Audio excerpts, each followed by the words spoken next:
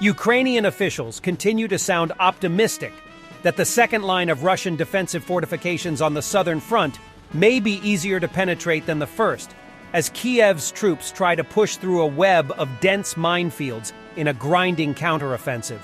Geolocated video in recent days indicates Ukrainian units have made limited progress beyond the village of Robotine as they seek to expand the territory in the southeastern Zaporizhia region they reclaimed in August. Ukraine's military appears to have targeted its operations toward the strategic town of Tokmak, just south of Robotine, a logistic hub that Russian forces use for resupply, and where fuel and ammunition depots are located. Last week, Ukrainian forces said they had penetrated the first line of Russian strongholds in Zaporizhia. However, the surrounding occupied area is encircled by complex lines of Russian defenses, including minefields, anti-tank barriers, and deep-set trenches, posing acute challenges for Ukrainian troops trying to regain the territory. In attempting to breach the second line of Russian defenses, Ukrainian units will benefit from the fact that the network of trenches, dugouts, and overlaps there is not as strong as on the first line. Oleksandr Shtupun, spokesman for Ukrainian forces in the south, told Ukrainian television on Monday. UT Shtupun conceded that the second line is quite powerful. I don't know why everyone thinks it is weaker. Indeed, the density of minefields there is lower, but their number is also quite large. The only thing that can play into our hands is that the trenches, dugouts, and overlaps are not as strong. The Ukrainian military said on Wednesday that it repelled a counterattack by Russian forces near Robotine. The General Staff said its units had been successful in consolidating their positions, inflicting artillery fire on identified enemy targets, and conducting counter-battery operations. Ukrainian forces are making progress in a square-shaped pocket of territory to the south and east of Robotine, toward Tokmak, according to independent analysts. But both sides reported intense artillery fire and widespread destruction of settlements in the area. Russian forces deployed artillery and airstrikes against Ukrainian forces to the west of Robotine. There is also heavy fighting to the west of the nearby village of Verbov as Ukrainian forces probe Russian trenches, according to the Institute for the Study of War, a Washington-based think tank. Russian forces have reportedly reinforced their defenses in the area with an injection of fresh troops.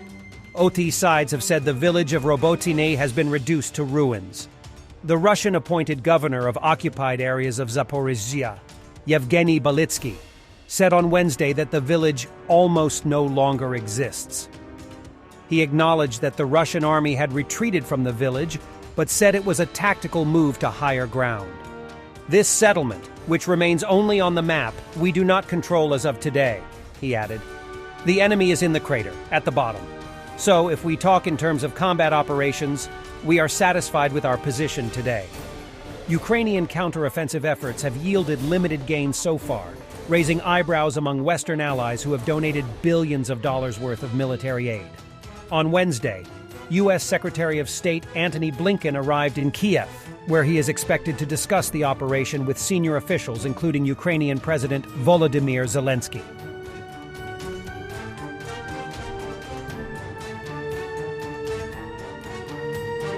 And we have some really crazy footage here.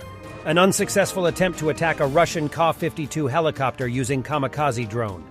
The helicopter was faster this time. It's a shame Ukrainians didn't hit the chopper. It would be a first hit of that kind in the history.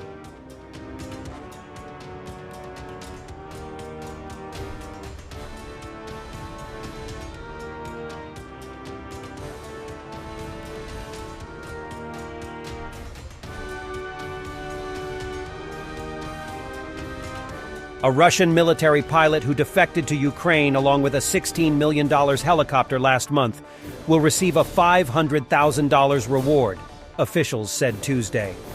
Maxim Kuzmanov was carrying a load of replacement parts for Russian fighter jets when he successfully guided his Mi-8 AMTSH HIP combat transport helicopter over the border to a pre-arranged landing zone in Ukraine on August 9th, in a coup for Kiev's military intelligence agency, after 6 months of secret planning.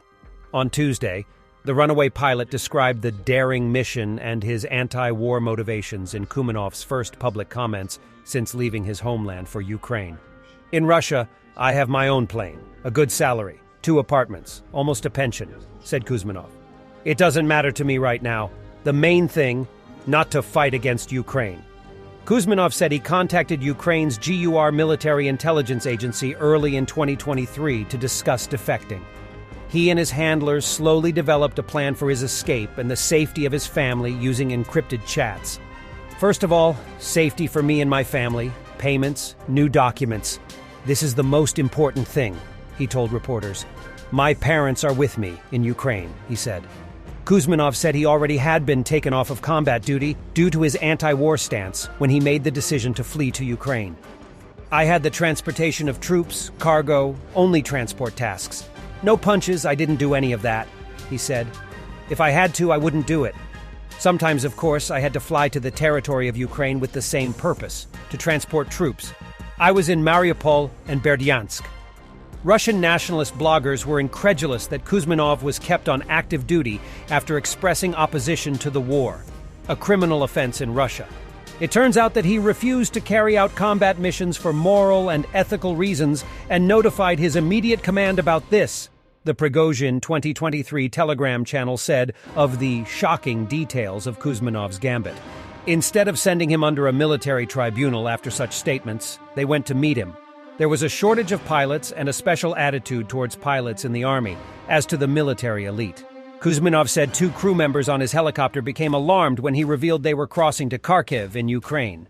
No one could resist me since the navigator had no helicopter piloting skills, he said. I reassured the guys, telling them everything was fine. Good people lived here and nothing would go wrong. But they got afraid, began behaving aggressively, and eventually rushed out of the helicopter towards the border.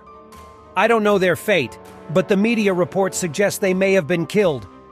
In an interview last month, Major General Kyrilo Budanov, Ukraine's defense intelligence chief, implied the 2 crewmen were killed by Ukrainian forces.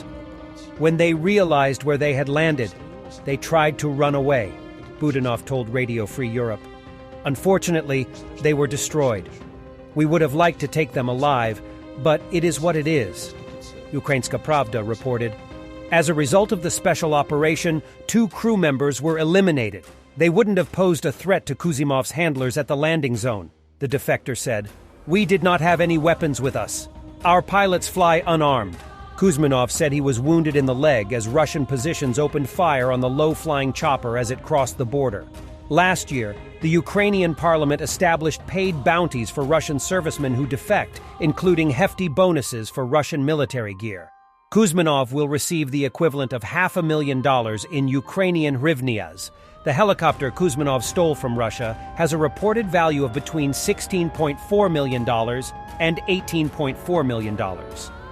There is an official law signed by the President of Ukraine in April 2022 on appropriate compensation when a person switches to Ukraine's side and brings equipment with them, Defense Intelligence spokesman Andriy Yusov said in a TV interview.